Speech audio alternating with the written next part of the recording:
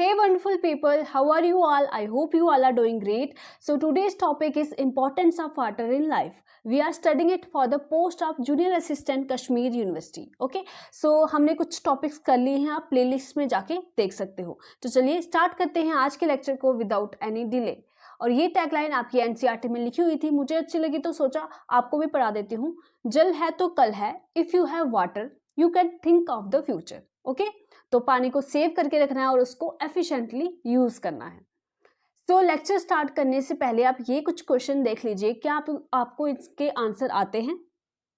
Question number 1 है, which day is celebrated as the world water day. ठीक है, तो वर्ल्ड वाटर डे कब मनाया जाता है, क्या ये आपको पता है.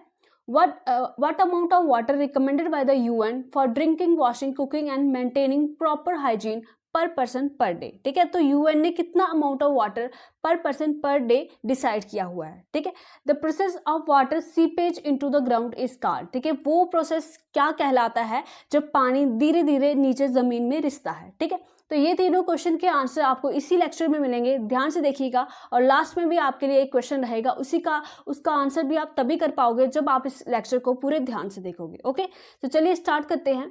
और पहले क्वेश्चन का ही आंसर आपकी स्क्रीन पे है. 22 March is celebrated as the world water day. Okay, so पहले क्वेश्चन का आंसर तो आपको आ गया, वेरी नाइस. और सेकंड क्वेश्चन का आंसर भी आपके सामने है. The amount of water recommended by the UN for drinking, washing, cooking and maintaining proper hygiene is minimum of 50 litre per person per day. ठीक है, 50 लीटर तक एक इंसान जो है वो दिन में पानी इस्तेमाल कर सकता है अकॉर्डिंग टू द यूएन. इतना अमाउंट ही उनको यूज़ करना चाहिए ताकि पानी का ज़्यादा वेस्टेज ना हो. और आप कितना नाप सकते हो इसको, total that is 2.5 buckets water per person per day. How much water is available. ठीक है, तो अर्थ में कितना पानी अवेलेबल है. 71% of the earth surface is covered with water और रेस्ट क्या है, वो लैंड है. ठीक है, तो जो पानी है वो ओशंस में आपको मिलेगा, रिवर्स में मिलेगा, आइस कैप्स में मिलेगा, ग्राउंड वाटर में मिलेगा, इवन एटमॉस्फेयर में भी मिलेगा, मगर कौन सी फॉर्म में, वेपर्स की फॉर्म में. ठीक है, वाटर वेपर्स की फॉर्म में आपको एटमॉस्फेयर में भी वाटर मिलेगा. ठीक है, और मगर अगर हम बात करें जितना, अगर हम बोल रहे हैं कि तो 71% अगर वाटर है टोटल अर्थ की सरफेस पे, तो हम क्यों इतना बोलते हैं कि पानी को बचाओ, पानी को अच्छे से इस्तेमाल करो, इतना वेस्ट मत करो. क्योंकि जो मोस्ट ऑफ द वाटर है वो फिट नहीं है ह्यूमन कंजप्शन के लिए, या आप बोल सकते हो वो फ्रेश वाटर नहीं है. सिर्फ फ्रेश वाटर ही जो है वो हम यूज़ कर पाते हैं. ठीक है, ओशन का वाटर इतना खारा होता है कि हम उसको इस्तेमाल में ला ही नहीं सकते. ठीक है, तो इसलिए पानी को बचाने की और इसकी जो इम्पोर्टेंस को समझने की ज़रूरत है. अब बात करते हैं फॉर्म्स ऑफ वाटर. कितनी फॉर्म्स होती है वाटर की, वाटर किन फॉर्म्स में एग्जिस्ट कर सकता है. सभी को पता है, बचपन से पढ़ते आ रहे हैं, एक सॉलिड फॉर्म होती है, एक लिक्विड फॉर्म होती है और एक गैसियस फॉर्म होती है. ठीक है, और ये तीनों फॉर्म्स क्या करती रहती है, कॉन्स्टेंटली सर्कुलेट करती रहती है थ्रू द एटमॉस्फेयर. और वाटर साइकिल जो है वो इन तीन फॉर्म्स को जो है वो रेगुलेट करता है या मेंटेन करता है वाटर लेवल को एटमॉस्फेयर में. ठीक है, तो सॉलिड फॉर्म में जैसे कि आपको पता है स्नो आ जाएगी, आपके स्नो कवर्ड माउंटेन्स आ जाएंगे, साउथ पोल नॉर्थ पोल पे जो जितनी ज़्यादा बर्फ़ है वो आ जाएगी आपकी solid form of the water. और लिक्विड फॉर्म की अगर हम बात करें तो वो क्या आ जाएगा, ओशंस आ जाएंगे, लेक्स आ जाएंगे, रिवर्स और इवन अंडरग्राउंड वाटर जो है वो क्या है, लिक्विड वाटर है. ओके, और गैसियस फॉर्म में जैसे कि मैंने आपको बताया वाटर वेपर्स जो हवा में प्रेजेंट होते हैं. ठीक है, ओशन में जब देखो ज़्यादा गर्मी पड़ती है, ओशन से रिवर से पानी क्या होता है, इवेपोरेट होता है, तो वो वाटर वेपर्स कहाँ रहते हैं, एटमॉस्फेयर में रहते हैं, मगर है तो वो वही पानी ना, तो वो गैसियस फॉर्म है वाटर की. ठीक है, तो ये वाटर साइकिल के थ्रू सर्कुलेट होके जो पानी का अमाउंट है वो क्या करते हैं, कांस्टेंट रखते हैं थ्रू आउट द अर्थ या throughout the world. Okay, ground water as an important source of water. आप सभी को पता है ग्राउंड वाटर कितना इंपॉर्टेंट सोर्स है पानी का. ठीक है, और इसको हम थोड़ा सा डीपर समझ लेते हैं. देखो, अगर आप ज़मीन में नीचे खोदोगे तो क्या मिलेगा, आपको ऊपर ऊपर तो ड्राई सॉइल मिलेगी, मगर जैसे जैसे आप नीचे गहराई में जाओगे तो आपको मॉइस्ट सॉइल मिलना शुरू हो जाएगी और उसके ही नीचे कहीं ना कहीं आपको पानी मिलना शुरू हो जाएगा. और जो ऊपर वाली परत होती है पानी की, उसी को हम क्या बोलते हैं, ठीक है, उसी को हम क्या बोलते हैं, वाटर टेबल बोलते हैं. और वाटर टेबल के नीचे जो पानी आता है उसको हम क्या बोलते हैं, ग्राउंड वाटर बोलते हैं. ठीक है, समझ आ गया ग्राउंड वाटर क्या होता है। और अभी मैंने आपसे सवाल पूछा था कि infiltrate the process of seeping of water into the ground, उसको क्या कहते हैं, तो उस प्रोसेस को बोलते हैं इनफिल्ट्रेशन। इससे जिससे क्या होता है, जो रेन वाटर है वो धीरे धीरे स्लोली क्या होता है, जमीन में रिसता जाता है, नीचे ग्राउंड वाटर तक चले जाता है, और इसी से ग्राउंड वाटर क्या होता है, रिचार्ज होता है, दोबारा से रिप्लेनिश्ड हो जाता है। ठीक है, अगर हम निकालते ही रहेंगे और इनफिल्ट्रेशन ना हो तो ग्राउंड वाटर क्या हो जाएगा, सारा का सारा डिप्लीट हो जाएगा। Okay, so groundwater is stored between the layers of hard rock below the water table. This is known as aquifer. ठीक है, तो ग्राउंड वाटर जहाँ पे स्टोर होता है उसको क्या बोलते हैं, एक्वीफर। ठीक है, तो वहां से हम पानी क्या करते हैं, ट्यूबवेल्स के थ्रू या हैंड पंप्स के थ्रू बाहर निकालते हैं।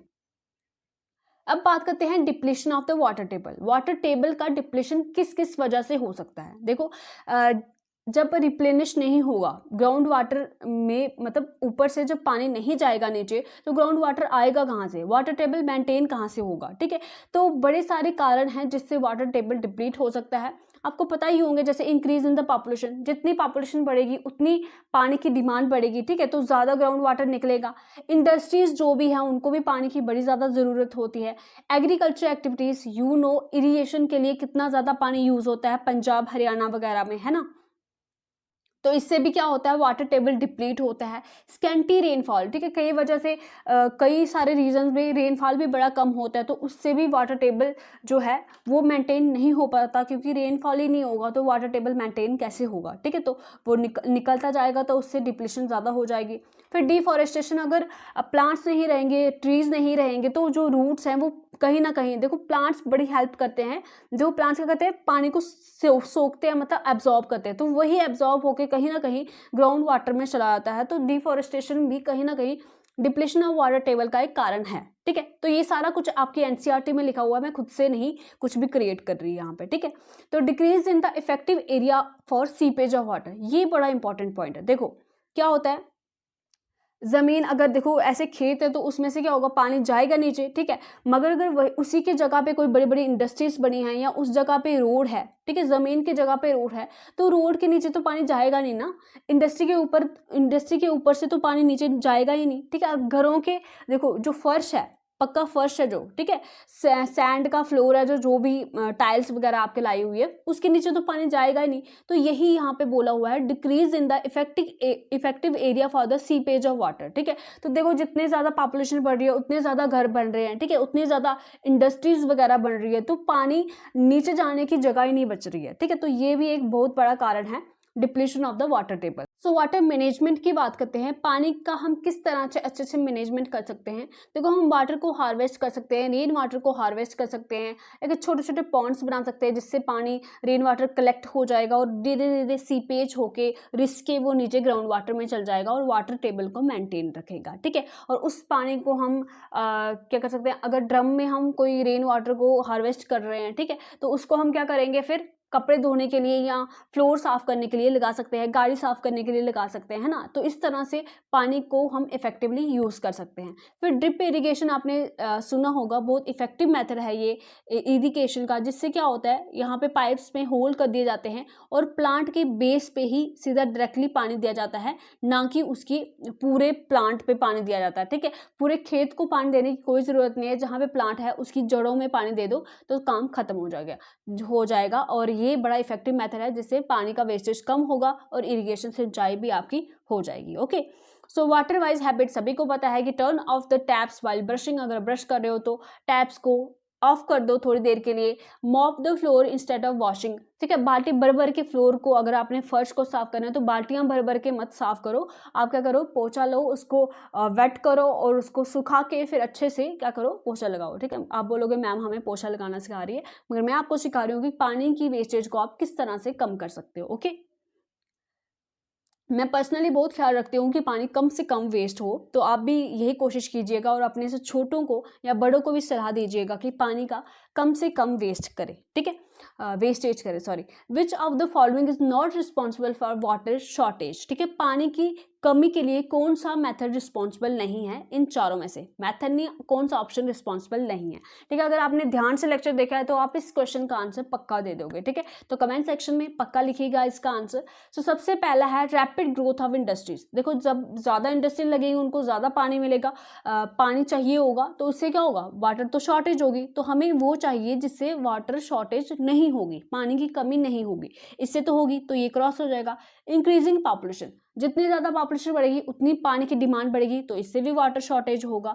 अब हैवी रेनफॉल, देखो बड़ी ज़्यादा बारिश होगी तो उससे वाटर शॉर्टेज होगा क्या, बिल्कुल नहीं, इससे तो पानी की पूर्ति हो जाएगी और वाटर टेबल भी क्या हो जाएगा, हमारा रिप्लेनिश हो जाएगा। तो ऑप्शन 3 यहाँ पे करेक्ट है। ठीक है, तो मिसमैनेजमेंट ऑफ वाटर रिसोर्स, इससे भी क्या हो जाएगा, शॉर्टेज हो जाएगा पानी का। ठीक है, ओहो, मैंने आंसर तो खुद ही बता दिया, चलो कोई बात नहीं, ऑप्शन 3 यहाँ पे करेक्ट है।